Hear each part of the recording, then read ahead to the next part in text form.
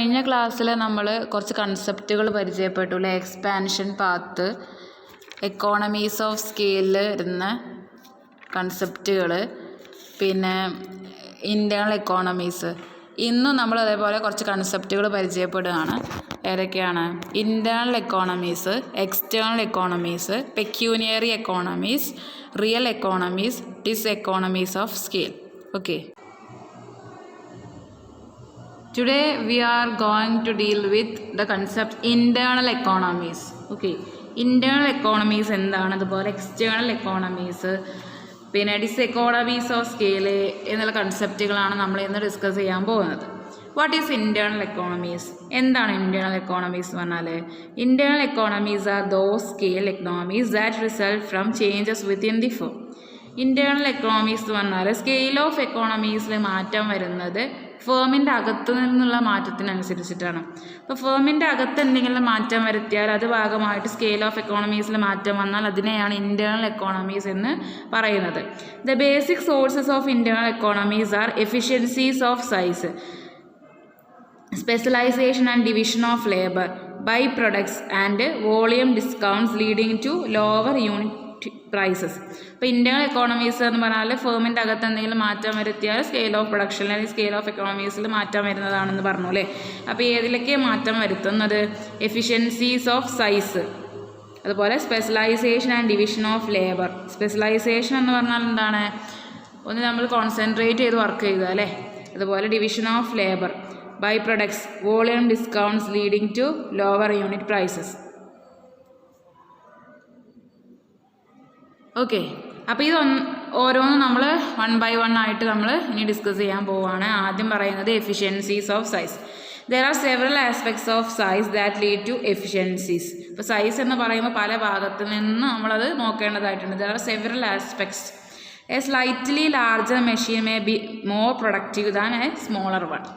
ഇപ്പോൾ small machine മാറ്റിയിട്ട് നമ്മൾ ലാർജർ മെഷീനാണ് ഉപയോഗിക്കുന്നതെന്നുണ്ടെങ്കിൽ അതെന്താണ്? എഫിഷ്യൻസീസ് ഓഫ് സൈസിൽ വരുന്ന ഒരു മാറ്റമാണ്.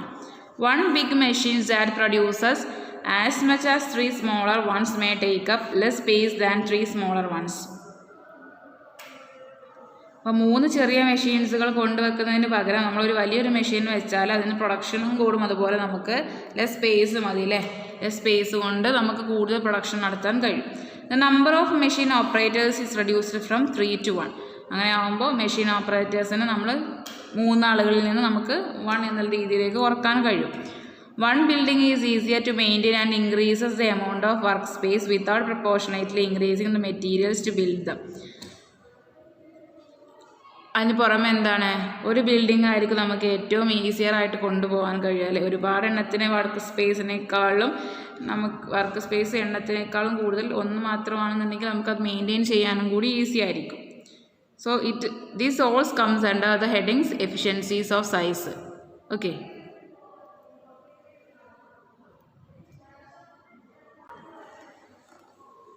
നെക്സ്റ്റ് എന്താണ്? Specialisation and division of labour. Specialisation എന്നാൽ വൈദഗ്ധ്യം എന്നാണ് അല്ലേ. ഒരു വർക്ക് തന്നെ ചെയ്ത് നമുക്ക് അതിലൊരു എക്സ്പീരിയൻസ് ആവുമല്ലോ, അപ്പോൾ അതൊരു വൈദഗ്ധ്യം ഉണ്ടാവും അല്ലേ, specialisation. And division of labour, അതായത് വർക്ക് ഇങ്ങനെ ഓരോരുത്തർക്കും പ്രത്യേകം ആർക്കാണോ ഒന്നിൽ കഴിവുള്ളത് അത് അവർക്ക് ഇങ്ങനെ കൊടുക്കുക. ഡിവിഷൻ ഓഫ് ലേബർ എന്ന് പറയുന്നത്. Okay, the advantage of specialisation and division of labour were examined by Adam Smith. സ്പെഷ്യലൈസേഷൻ്റെയും അതുപോലെ ഡിവിഷൻ ഓഫ് ലേബറിൻ്റെയും മെറിറ്റ്സ് എന്തൊക്കെയാണോ, ഗുണങ്ങൾ എന്തൊക്കെയാണോ അതൊക്കെ ആദ്യം പരിശോധിച്ചത് ആദം സ്മിത്ത് ആണ്. In a small plant A worker performs several different operations in the process of producing the commodity. ഒരു സ്മോൾ പ്ലാന്റ് ആണെന്നുണ്ടെങ്കിൽ ഒരു വർക്കർ പല രീതിയിലുള്ള പല വർക്കുകളും ചെയ്യേണ്ടതായിട്ടുണ്ടാവും. ഒരു കമ്മോഡിറ്റി പ്രൊഡ്യൂസ് ചെയ്യുന്നതിൽ പല വർക്കുകളും ചെയ്യേണ്ടതായിട്ടുണ്ടാവും. He may not be profession at some of the operations. പക്ഷെ ചില കാര്യങ്ങളിലൊന്നും അവരൊരു പ്രൊഫഷണൽ വർക്കേഴ്സ് പോലെ ചെയ്യാൻ കഴിയില്ല അല്ലേ. ചിലപ്പോൾ പാക്കിങ് ചെയ്യേണ്ടി വരും, പ്രൊഡക്ഷൻ നടത്തേണ്ടി വരും, പാക്കിങ് ചെയ്യേണ്ടി വരും, ആ സാധനം ഉണ്ടാക്കേണ്ടി വരും, അത് വിറ്റഴിക്കാൻ പോകേണ്ടി വരും. അങ്ങനെ എല്ലാ ചെറിയ പ്ലാന്റ് ആണെന്നുണ്ടെങ്കിൽ എല്ലാം ഒരു വർക്കർ ചെയ്യേണ്ടി വരും. അപ്പോൾ ഒന്നിലും അത് ഒരു പ്രൊഫഷണൽ ടച്ച് ഉണ്ടാവണമെന്നില്ല. ഒരു വർക്ക് ചെയ്യാൻ ചിലപ്പോൾ പാക്കിങ്ങിൽ വൈദഗ്ധ്യമുള്ള ഒരാൾക്ക് മറ്റേ സെയിൽ നടത്താൻ കഴിയുമെന്നില്ല. സെയിൽ നടത്തുന്നതിന് വിറ്റഴിക്കുക എന്നുള്ളത് വേറൊരു എന്താ പറയുക വേറൊരു കഴിവാണല്ലോ. അപ്പോൾ ഈ പ്രൊഡക്ഷൻ നടത്തുന്നതും വിറ്റഴിക്കുന്നതും ഒക്കെ പല ഭാഗങ്ങളായിട്ട് നിൽക്കേണ്ടതാണ്. അപ്പോൾ അതുപോലെ തന്നെ അതെല്ലാം ഒരാൾ ചെയ്യേണ്ടി വരും ഇവിടെ സ്മോൾ പ്ലാന്റ് ആണെന്നുണ്ടെങ്കിൽ. In addition time may be lost in changing from one operation to another. അതുപോലെ തന്നെ പല വർക്കുകളും ചെയ്യേണ്ടതാണെന്നുണ്ടെങ്കിൽ അവിടെ ഒരു ടൈം ലോസും ഉണ്ടാവും.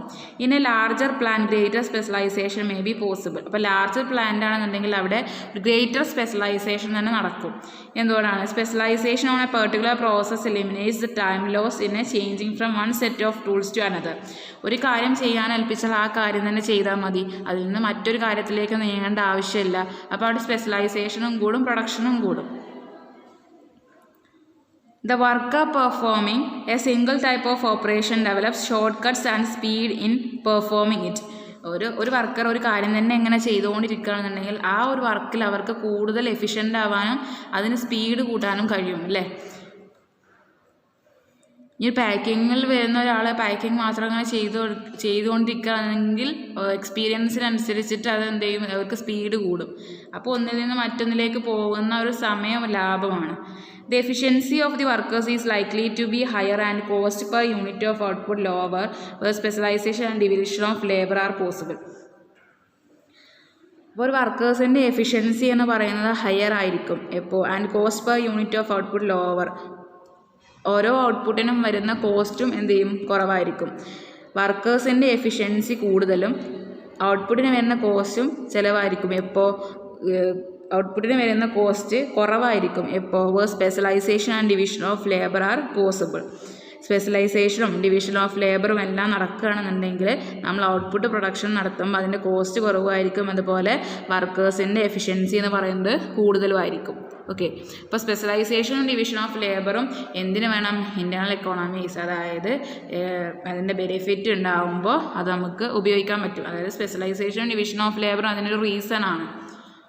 ഓക്കെ, നെക്സ്റ്റ് വരുന്നത് by products. Large firms can take advantage of marketing of by products where small firms cannot. ഇപ്പോൾ ചെറിയ ഫേംസിന് ബൈ പ്രൊഡക്ട്സുമായിട്ട് എന്ത് ചെയ്യാൻ കഴിയും, അതിൻ്റെ മെറിറ്റ്സ് ഇല്ല, അഡ്വാൻറ്റേജ് ഇല്ല. ലാർജ് ഫേംസിന് ബൈ പ്രൊഡക്ട്സ് മാർക്കറ്റ് ചെയ്യാൻ കഴിയും. For example, large chemical companies market numerous chemical byproducts from the residues of chemical process. Chemical process കമ്പനിയാണെന്നുണ്ടെങ്കിൽ കെമിക്കൽ പ്രോസസ്സിൻ്റെ ഭാഗമായിട്ടുണ്ടാകുന്ന ബൈ പ്രൊഡക്ട്സ്. അപ്പോൾ ഒന്ന് സ്പെഷ്യലൈസേഷൻ ആയിട്ട് പ്രൊഡക്ഷൻ നടക്കുന്നുണ്ടെങ്കിൽ അതിൻ്റെ ഭാഗമായിട്ടുണ്ടാകുന്ന മറ്റ് പ്രൊഡക്റ്റുകളാണ് ബൈ പ്രൊഡക്റ്റ് അല്ലേ. അപ്പോൾ ലാർജ് ഫേംസ് ആണെന്നുണ്ടെങ്കിൽ അത്തരത്തിലുള്ള ബൈ പ്രൊഡക്ട്സുകൾ ഉണ്ടാവും. This is helpful in reducing the unit cost in the long run. അതൊക്കെ ലോങ് റണ്ണിൽ നമ്മുടെ യൂണിറ്റ് കോസ്റ്റുകൾ കുറയ്ക്കാൻ കാരണമാവുന്നു എന്നുള്ളതാണ്. ഇപ്പോൾ സ്മോൾ ഫേംസിന് ഒരു ബൈ പ്രൊഡക്ട്സ് ഉണ്ടാവണമെന്നില്ല, ലാർജർ ഫേംസിന് ബൈ പ്രൊഡക്ട്സ് ഉണ്ടാവും. അത്തരത്തിലുള്ള ബൈ പ്രൊഡക്ട്സ് ലോങ് റണ്ണിലെ കോസ്റ്റ് കുറയ്ക്കാൻ വേണ്ടിയിട്ട് സഹായിക്കുന്നു. നെക്സ്റ്റ് രണ്ടാമത്തെ സോഴ്സായിട്ട് പറഞ്ഞതായിരുന്നു വോളിയം ഡിസ്കൗണ്ട്സ്. വോളിയം ഡിസ്കൗണ്ട്സ് പേരിൽ തന്നെ ഉണ്ട് അല്ലേ. ഇപ്പോൾ ഒരാൾ ബൾക്കായിട്ട് സാധനങ്ങൾ എടുക്കുകയാണെന്നുണ്ടെങ്കിൽ അയാൾക്ക് എന്ത് ചെയ്യുക, കോസ്റ്റ് കുറച്ച് കൊടുക്കുക. ഒരു യൂണിറ്റ് ഡെലിവറി, ഒരു യൂണിറ്റ് വാങ്ങുന്നതിനേക്കാളും അല്ലേ ലാഭമായിരിക്കും കൂടുതൽ ഒന്നിച്ചെടുത്താൽ. അത് നമ്മൾ പ്രാക്ടിക്കലി നമ്മൾ കണ്ടുവരുന്ന കാര്യമാണ് അല്ലേ. ഏതെങ്കിലും ഒരു സാധനം ഒരു യൂണിറ്റ് മാത്രം എടുക്കും, അതിന് കൂടുതൽ കോസ്റ്റും കൊടുക്കേണ്ടി വരും. പക്ഷേ ഒന്നായിട്ട് ബൾക്കാക്കി എടുക്കുകയാണെങ്കിൽ, അതായത് വോളിയം കൂടുതൽ എടുക്കുകയാണെന്നുണ്ടെങ്കിൽ അതിന് കുറേ ഡിസ്കൗണ്ട്സും ഉണ്ടാവും. അതാണ് ഇവിടെ പറഞ്ഞിട്ടുള്ളത്. Another reason for A decline in the long run average cost. Long run average cost കുറയാൻ കാരണം എന്താണ്? Is reduction in unit delivery cost that result from inputs which can be purchase in volume as well as output that can be sold in volume. The distributor can offer lower prices to the volume buyer because it then becomes cheaper for a distributor to transport large shipments of materials to retail outlets. അപ്പോൾ ഓരോ യൂണിറ്റുകളും വാങ്ങുന്നതിനേക്കാളും ബൾക്കായിട്ട് സാധനങ്ങൾ വോളിയമായിട്ട് എടുക്കുകയാണെന്നുണ്ടെങ്കിൽ ആ ഡിസ്ട്രിബ്യൂട്ടർക്ക് shipment ചാർജൊക്കെ കുറയും അല്ലേ. ഓരോ യൂണിറ്റ് ഷിപ്മെൻറ്റിന് പകരം ഒന്നായിട്ട് എടുക്കുകയാണെന്നുണ്ടെങ്കിൽ അത്രയും കോസ്റ്റ് കുറവായിരിക്കും. Large volume orders will result in a reduction in the loading and unloading time for both buying and selling firms. Buying and selling ഫേംസിനും രണ്ടിനും ഒരുപോലെ മെച്ചമാണ്. ലാർജ് വോളിയം ഓർഡേഴ്സ് ആണെന്നുണ്ടെങ്കിൽ അത് ലോഡിങ്ങിനും അൺലോഡിങ്ങിനും ഒക്കെ ഉപയോഗിക്കുന്ന സമയത്തിലൊക്കെ കുറേ ഗുണങ്ങളാണുള്ളത്. അതാണ് വോളിയം ഡിസ്കൗണ്ട്സ് എന്നതുകൊണ്ട് ഉദ്ദേശിക്കുന്നത്. ഓക്കെ, അപ്പോൾ ഇന്റേണൽ എക്കോണമീസിൻ്റെ 4 ബേസിക് സോഴ്സസ് ആണ് നമ്മൾ പറഞ്ഞത്. ഏതൊക്കെയാണ്? Efficiencies of size, specialisation and division of labour, then by products, and the last one is volume discounts. Okay, another concept that is we are going to deal with is external economies. അപ്പോൾ നമ്മൾ internal economies പറഞ്ഞു അല്ലേ. ഇനി external economies എന്താണ്? External economies are those scale economies that result from changes that are external to the firm. ഫേമിൻ്റെ പുറത്ത് എന്തെങ്കിലും മാറ്റം വരുത്തിയാൽ ഉണ്ടാകുന്ന റിസൾട്ടിൻ്റെ ഭാഗമായിട്ടുണ്ടാകുന്ന സ്കെയിൽ എക്കോണമീസ് ആണ് എക്സ്റ്റേണൽ എക്കോണമീസ് എന്ന് പറഞ്ഞാൽ. External economies arise outside the firm from improvement of the environment in which the firm operates. Firm operate ചെയ്യുന്ന എൻവയോൺമെൻറ്റിൽ എന്തെങ്കിലും മാറ്റം വരുത്തിയാൽ, അതിൻ്റെ കണ്ടീഷൻസിലൊക്കെ എന്തെങ്കിലും മാറ്റം വരുത്തിയാൽ ഉണ്ടാകുന്ന ബെനിഫിറ്റ്സ് ഒക്കെയാണ് എക്സ്റ്റേണൽ എക്കോണമീസിൽ പറയുന്നത്. Such economies external to the firm may be realized from actions of other firms in the same or in another industry. അത് നമുക്ക് എങ്ങനെയാണ് മനസ്സിലാവുന്നത്? അതേ രീതിയിലുള്ള ഫേം അല്ലെങ്കിൽ ആ ഒരു ഇൻഡസ്ട്രിയിൽ വർക്ക് ചെയ്യുന്ന ഫേമിൻ്റെ ആക്ഷനിൽ നിന്നാണ് നമുക്കിത് ഈ economies external to the firm can be realized from the operations or the actions of other firms in the same or in another industry. Changes in external economies will result in a shift in the long run average cost. External എക്കോണമീസിൽ എന്തെങ്കിലും മാറ്റം വന്നാൽ it will result in a shift in the long run average cost. Long run average കോസ്റ്റും മാറും, അത് shift ചെയ്യും. The basic sources of external economies are the following. എന്തൊക്കെയാണ് external എക്കോണമീസിൻ്റെ ബേസിക് സോഴ്സ് എന്ന് പറയുന്നത്? ഇപ്പോൾ എക്സ്റ്റേണൽ എക്കോണമീസ് എന്താണ്? എക്സ്റ്റേണൽ എക്കോണമീസ് പറഞ്ഞാൽ ഫേമിൻ്റെ പുറത്തുള്ള മാറ്റം കൊണ്ട് അതായത് എന്തെങ്കിലും ചേഞ്ചസ് വരുത്തിയാൽ അത് ഭാഗമായിട്ടുണ്ടാകുന്ന എക്കോണമീസ് ഓഫ് സ്കെയിലിനെയാണ് എക്സ്റ്റേണൽ എക്കോണമീസ്, ബെനിഫിറ്റ്സിനെയൊക്കെയാണ് എക്സ്റ്റേണൽ എക്കോണമീസ് എന്ന് പറയുന്നത്. അതിൻ്റെ സോഴ്സ് എന്താണ്? എന്തൊക്കെയാണ് കൊണ്ടാണ് മാറ്റങ്ങൾ വരുന്നത്? The first one is as an industry expands it may cause firms who supply inputs to the industry to expand as well as which will increase their efficiency. ഒന്നാമത്തത് industry expand ചെയ്യുക. ഈ firm work ചെയ്യുന്ന industry expand ചെയ്താൽ it may cause firms who supply inputs to the industry to expand as well which will increase their efficiency. അപ്പോൾ ഈ ഒരു ഇൻഡസ്ട്രിക്ക് inputs supply ചെയ്യുന്ന ഒരു ഇൻഡസ്ട്രി ആണെന്നുണ്ടെങ്കിൽ അതും എക്സ്പാൻഡ് ചെയ്യേണ്ടി വരും. അപ്പോൾ അത് അവർക്ക് അവിടെ എഫിഷ്യൻസി ഇൻക്രീസ് ചെയ്യും. Thus the firms are able to supply inputs to the purchasing industry at a lower prices. അതായത് ഫേംസ് എന്ത് ചെയ്യേണ്ടി വരും? ഇൻപുട്ട് ചെറിയൊരു രീതിയിൽ കുറഞ്ഞ വിലക്ക് വിൽക്കേണ്ടതായിട്ട് വരും. The cost curves of the purchasing firms would shift downward as they realize external economies of scale. അപ്പോൾ ഇത് ഒരു ഫേമിൻ്റെ ഭാഗത്ത് നിന്ന് നോക്കുകയാണെങ്കിൽ ബെനിഫിറ്റാണ് അല്ലേ. കുറഞ്ഞ രീതിയിൽ സപ്ലൈ ഇൻപുട്ട് പ്രൈസസ് കുറഞ്ഞാൽ നമുക്ക് എന്ത് ചെയ്യാൻ കഴിയും? കൂടുതൽ വാങ്ങാനും കഴിയും. അപ്പോൾ അങ്ങനെ ആകുമ്പോൾ കോസ്റ്റ് കർവ്സ് കുറയല്ലേ. കോസ്റ്റ് എന്ന് പറയുന്നത് കുറഞ്ഞു. The cost curves of the purchasing firm would shift downward. അപ്പോൾ എന്താ സംഭവിക്കുക? കോസ്റ്റ് കർവ്സ് ഡൗൺവേർഡിലേക്ക് ഷിഫ്റ്റ് ചെയ്യും. അതായത് ഒരു ഇൻഡസ്ട്രി എക്സ്പാൻഡ് ചെയ്യുമ്പോൾ ചില ഫേംസ് ഇൻപുട്ട് സപ്ലൈ ചെയ്യുന്ന ഫേംസിന് എന്ത് ചെയ്യും? കൂടുതലായിട്ട് ഇൻപുട്ട് സപ്ലൈ നടത്തേണ്ടതായിട്ട് വരും. കൂടുതൽ ഇൻപുട്ട് സപ്ലൈ നടത്തുമ്പോൾ അവർക്ക് കുറഞ്ഞ അളവിൽ അവർ സപ്ലൈ നടത്തുകയാണെന്നുണ്ടെങ്കിൽ അത് ഫേംസിന് മറ്റ് വാങ്ങുന്ന ഫേംസിന് അത് ബെനിഫിറ്റാണ് അല്ലേ. അപ്പോൾ കോസ്റ്റ് കർവ് എന്ത് ചെയ്യും? അവരുടെ കോസ്റ്റ് കർവ്, പർച്ചേസിങ് ഫേംസിൻ്റെ കോസ്റ്റ് കർവ് എന്ന് പറയുന്നത് it shift downward. So it means it realize external economies of scale. രണ്ടാമത്തെ source an increase in the number of firms in the industry may lead to the development of improved transportation and marketing facilities that will substantially reduce the cost of individual firms. ഇപ്പോൾ number of firms ഒരു ഇൻഡസ്ട്രിയിലെ number of firms വർദ്ധിക്കുകയാണെന്നുണ്ടെങ്കിൽ it will lead to എന്താണ് നയിക്കുന്നത്? It will lead to development of improved transportation and marketing ഫെസിലിറ്റീസും അതുപോലെ transportation ഒക്കെ improve ചെയ്യും. That will substantially reduce the cost of individual firm. അപ്പോൾ ഇൻഡിവിജ്വൽ ഫേമിൻ്റെ കോസ്റ്റ് റെഡ്യൂസ് ചെയ്യും. ഇപ്പോൾ ഒരു ഇൻഡസ്ട്രിയിൽ കൂടുതൽ വർക്കിംഗ് ഫേംസ് വരികയാണെന്നുണ്ടെങ്കിൽ ആ ഒരു ഏരിയയിൽ ആ ഒരു പ്രദേശത്തെ ട്രാൻസ്പോർട്ടേഷനും അതുപോലെ മാർക്കറ്റിംഗ് ഫെസിലിറ്റീസും ഒക്കെ ഇമ്പ്രൂവ് ചെയ്യും. അത് ഇമ്പ്രൂവ് ചെയ്യുന്ന വഴി ഫേംസിൻ്റെ കോസ്റ്റ് കുറക്കാനും കഴിയും. For example, industrial growth of an area may stimulate the development and improvement of railway, highway and air transportation services into and out of the area. ഇപ്പോൾ ഇൻഡസ്ട്രിയൽ ഗ്രോത്തിൻ്റെ ഭാഗമായിട്ട് നമുക്കറിയാം അല്ലേ, ഒരു ഇൻഡസ്ട്രിയൽ ഗ്രോത്തുള്ള ഒരു പ്രദേശത്ത് എന്തൊക്കെയാണ് സംഭവിക്കുക? ഇൻഡസ്ട്രിയൽ ഗ്രോത്തിൻ്റെ ഭാഗമായിട്ട് it will stimulate the development and improvement of railway improve ചെയ്യും, ഹൈവേ വരും, റോഡൊക്കെ നന്നാവും അല്ലേ. ഇപ്പോൾ ഒരു കോളേജ് ഉണ്ടായാൽ തന്നെ നമുക്കറിയാം അങ്ങോട്ട് പോകുന്ന റോഡൊക്കെ എന്ത് ചെയ്യും, ഡെവലപ്പ് ചെയ്യും, അതൊക്കെ നന്നാക്കും. ഇപ്പോൾ റെയിൽവേ ഉണ്ടാകുന്നു, ഹൈവേ ഉണ്ടാകുന്നു, എയർ ട്രാൻസ്പോർട്ടേഷൻ ഉണ്ടാകും, അതുപോലെ വേറെ മറ്റുള്ള സർവീസസുകളൊക്കെ ഉണ്ടാകും. അത് ആ ഒരു പ്രദേശത്തിനും അതുപോലെ പുറത്തെ പ്രദേശത്തുള്ള ആളുകൾക്കൊക്കെ എന്താണ്, മെച്ചമാണ് അല്ലേ. ഇപ്പോൾ ഫേമിൻ്റെ കേസിലും തന്നെ നല്ല റോഡ് വന്നാലും നല്ല ട്രാൻസ്പോർട്ടേഷൻ ഫെസിലിറ്റീസൊക്കെ വന്നാലും അവർക്ക് ഷിപ്മെൻറ്റ് നടത്താനും സാധനങ്ങൾ ട്രാൻസ്പോർട്ടേഷൻ നടത്താനും ഒക്കെ ഈസിയർ ആയിരിക്കും. അപ്പോൾ അവിടെ കോസ്റ്റ് കുറയും. അതാണ് രണ്ടാമത്തേത് പറഞ്ഞിട്ടുള്ളത്. ഓക്കെ, ഇനി മൂന്നാമത്തേത് എന്താണ്, external economies can take the form of common research and information services provided by association of firms.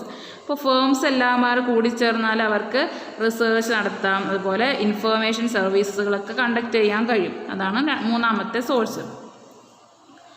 നാലാമത്തേത്, as industry grows in size specialised firms may be established to provide components, specialised machinery, trained labor force and other service for all producers, thereby extending economies of scale. Industry വലുതാവുകയാണെന്നുണ്ടെങ്കിൽ, അതിൻ്റെ size വലുതാവുകയാണെന്നുണ്ടെങ്കിൽ ചില ഫേംസിന് എന്ത് ചെയ്യുക, ചില firms ഒരു കാര്യത്തിൽ തന്നെ specialise ചെയ്ത് നിൽക്കും അല്ലേ. അങ്ങനെ ആകുമ്പോൾ ആ ഫേംസിനൊക്കെ എന്ത് ചെയ്യാൻ കഴിയും, അവർക്ക് ചില കോമ്പോണൻസും ചില machinery, specialised machinery, trained labour force, അതുപോലെ മറ്റുള്ള സർവീസുകളൊക്കെ പ്രൊഡ്യൂസേഴ്സിന് കൊടുക്കാനും കഴിയും. അപ്പോൾ it will result in extending external economies. Okay, അപ്പോൾ ഇത്രയാണ് എക്സ്റ്റേണൽ എക്കോണമീസ് എന്ന് പറയുന്ന കൺസെപ്റ്റിൽ നമ്മൾ അറിഞ്ഞിരിക്കേണ്ട കാര്യങ്ങൾ. So next we are dealing with the concept pecuniary economies. Pecuniary means പണം സംബന്ധിച്ച ധനവിഷയകരമായ എന്നതൊക്കെയാണ് അർത്ഥം കേട്ടോ. Pecuniary economies are the economies realized from input price concessions that a firm can obtain due to its large scale operation.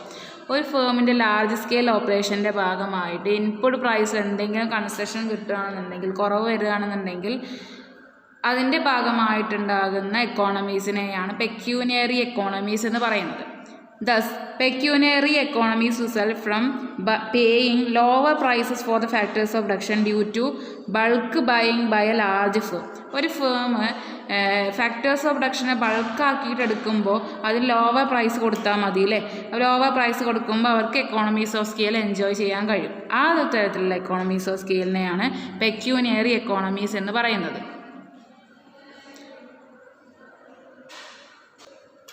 എന്തൊക്കെ കാര്യങ്ങളാണ് വരുന്നത്? Lower price paid for raw materials, lower interest rate, lower wages and salaries, lower advertising charges, lower transportation rates. അപ്പോൾ raw മെറ്റീരിയൽസിന് കുറഞ്ഞ price കൊടുക്കുക, interest rate കുറഞ്ഞതായിരിക്കുക, wages and salaries കുറവായിരിക്കുക, advertising charges കുറഞ്ഞിരിക്കുക, ലോവർ ട്രാൻസ്പോർട്ടേഷൻ റേറ്റ്സ്. ഇത്തരത്തിലുള്ള കുറഞ്ഞ രീതിയിൽ നമുക്ക് കൺസെഷൻ സൗകര്യങ്ങൾ, സൗജന്യം അല്ലെങ്കിൽ ആനുകൂല്യങ്ങൾ കിട്ടുമ്പോൾ അതിൽ നിന്നുണ്ടാകുന്ന എക്സ്റ്റേണൽ എക്കോണമീസ് ഓഫ് സ്കെയിലിനെയാണ് പെക്യൂനിയറി എക്കോണമീസ് എന്ന് പറയുന്നത്.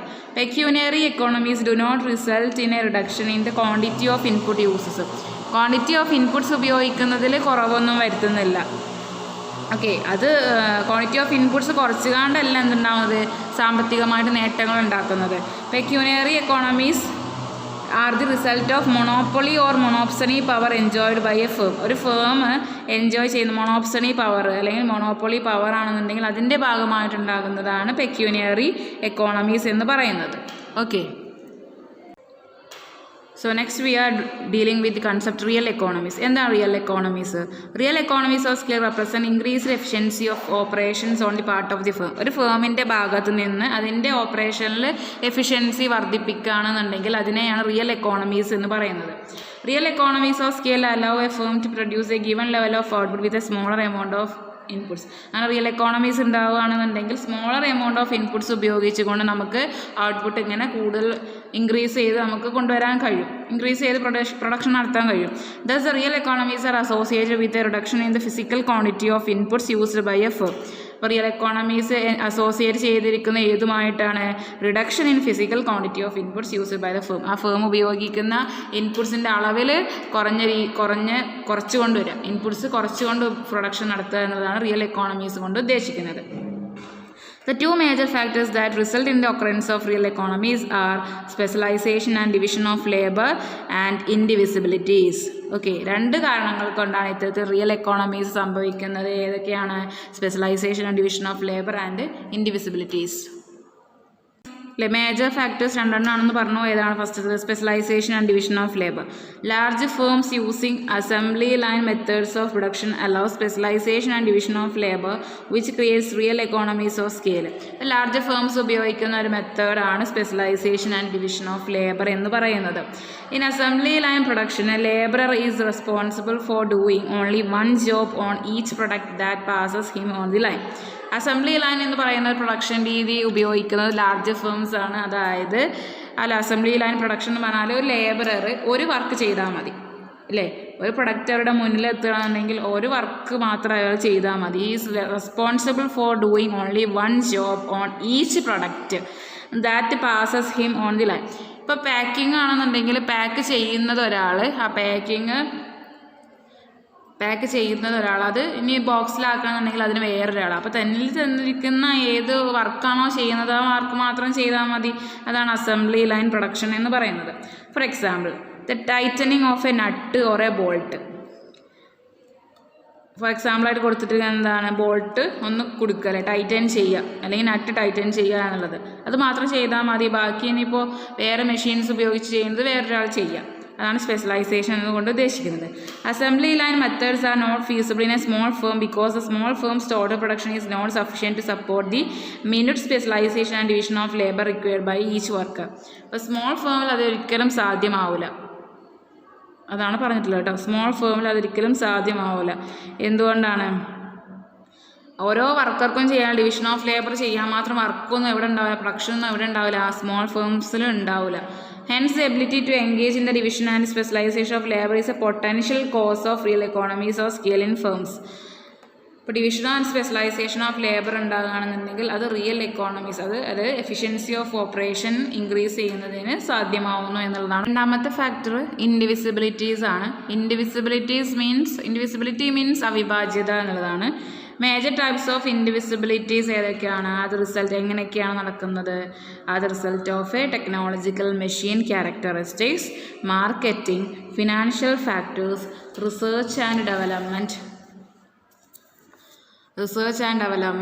And a merger and diversification. Indivisibilities ഏതിൻ്റെ റിസൾട്ടാണെന്നാണ് പറഞ്ഞത്? ടെക്നോളജിക്കൽ മെഷീൻ ക്യാരക്ടറിസ്റ്റിക്സിൻ്റെ, മാർക്കറ്റിങ്ങിൻ്റെ, ഫിനാൻഷ്യൽ ഫാക്ടേഴ്സ്, അതുപോലെ research and development, merger and diversification.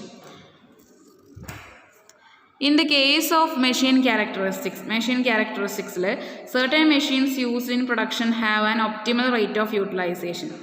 ചില മെഷീൻസിൽ നമുക്ക് ഒപ്റ്റിമൽ റേറ്റിൽ പ്രൊഡക്ഷൻ നടത്താൻ കഴിയും. ഒപ്റ്റിമൽ റേറ്റിൽ നമുക്കത് യൂട്ടിലൈസ് ചെയ്യാൻ കഴിയും maximum. Indivisibilities of marketing is related to the ability of salesperson to sell an extra item with little or no additional expenses. Indivisibilities of marketing എന്ന് പറഞ്ഞാൽ എന്താണ്? ഒരു പേഴ്സണ് അഡീഷണൽ എക്സ്പെൻസസ് ഇല്ലാതെ ഒരു എക്സ്ട്രാ എമൗണ്ടും കൂടി അല്ലെങ്കിൽ എക്സ്ട്രാ ഐറ്റം കൂടി വിൽക്കാൻ കഴിയുന്നതിനെയാണ് ഇൻഡിവിസിബിലിറ്റീസ് ഓഫ് മാർക്കറ്റിംഗ് എന്ന് പറയുന്നത്. Financial indivisibilities are in the form of lower advertising expenditure for marketing a new product by an established firm or the arrangement of loan at a low interest rate. Financial indivisibilities എന്ന് പറഞ്ഞാൽ lower advertising expenditure ആയിരിക്കണം. മാർക്കറ്റിങ്ങിൽ അല്ലേ new product launch ചെയ്യണമെന്നുണ്ടെങ്കിൽ lower advertising expenditure ആയിരിക്കുക. അതുപോലെ തന്നെ arrangement of a loan at low rate of ഇൻട്രസ്റ്റിൽ ഒരു ലോൺ സംഘടിപ്പിക്കുക എന്നതാണ് ഫിനാൻഷ്യൽ ഇൻഡിവിസിബിലിറ്റീസിൽ പറയുന്നത്. Large firms are able to invest in research and development and discriminate against small firms. Large ഫേംസിന് എന്ത് ചെയ്യാൻ കഴിയും? റിസർച്ചിലും ഡെവലപ്മെൻറ്റിലും ഒക്കെ എന്ത് ചെയ്യാൻ കഴിയുന്നു? റിസർച്ച് നടത്താൻ കഴിയും അല്ലേ. അതുപോലെ and discriminate against small firms, അതുവഴി അവർക്കൊരു വിഭജനം ഉണ്ടാക്കാൻ കഴിയും സ്മോൾ ഫേംസും ലാർജ് ഫേംസും തമ്മിൽ. Small firms do not maintain research and development establishment. Small firms ഒരിക്കലും റിസർച്ചും ഡെവലപ്മെൻറ്റ് എസ്റ്റാബ്ലിഷ്മെൻ്റ് ഒന്നും മുതിരേയില്ല. Merger and diversification activities also result in real economies. അതുപോലെ മെർജറിനെ കൂടിച്ചേരുക എന്നുള്ളതാണ്. മെർജറും അതുപോലെ ഡൈവേഴ്സിഫിക്കേഷൻ ആക്ടിവിറ്റീസും എല്ലാം റിയൽ എക്കോണമീസിലേക്ക് നയിക്കുന്നു. This is due to a reduction in the cost of advertising and research, secured input supplies, assured market for inputs, and reduction in transport and distribution cost. ഇതെല്ലാം സംഭവിക്കുന്നത് എന്തിൻ്റെ ഭാഗങ്ങളായിട്ടാണ്? അതായത് റിയൽ എക്കോണമി സംഭവിക്കുന്നത് എന്തിൻ്റെ ഭാഗമായിട്ടാണെന്ന് പറയുന്നത് it is resulted from a reduction in the cost of advertising and research, secured input supplies, assured markets for inputs, and reduction in transport and distribution cost. Next we are going to deal with diseconomies of scale. Economies of scale പറഞ്ഞു അല്ലേ, പ്രൊഡക്ഷൻ്റെ സ്കെയിലിൽ എന്തെങ്കിലും മാറ്റം വരികയാണെന്നുണ്ടെങ്കിൽ ഉണ്ടാകുന്ന advantages ആണ് economies of scale. അപ്പോൾ diseconomies of scale എന്താവും? The disadvantages associated with an expansion in the scale of production are called diseconomies of scale.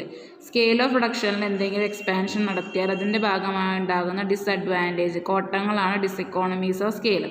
A firm is subject to diseconomies of scale when its LAC increases with an increase in output.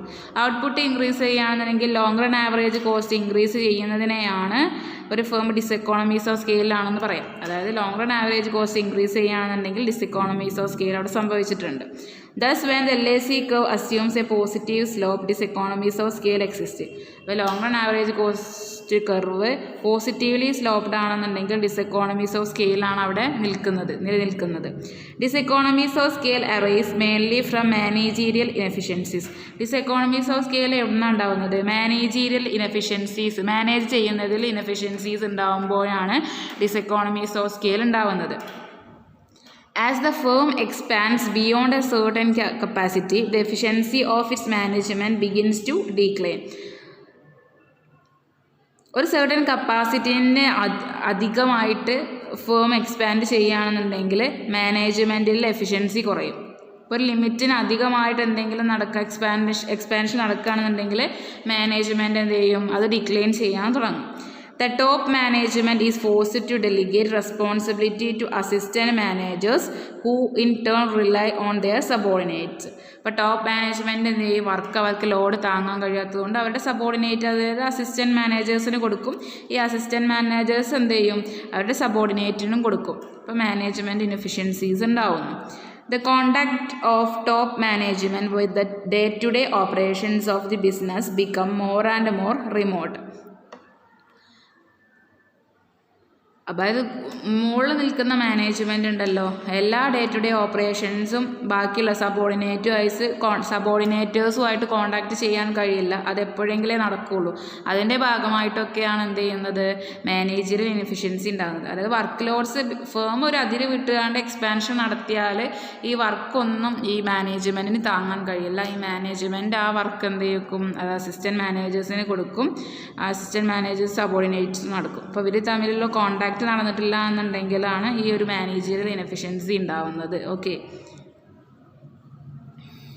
the time required to make decisions and to correct the mistakes increases. അല്ലേ, തീരുമാനങ്ങൾ എടുക്കുന്നതിനും ആ മിസ്റ്റേക്സുകളൊക്കെ correct ചെയ്യുന്നതിനും കൂടുതൽ സമയം ആവശ്യമായിട്ട് വരും.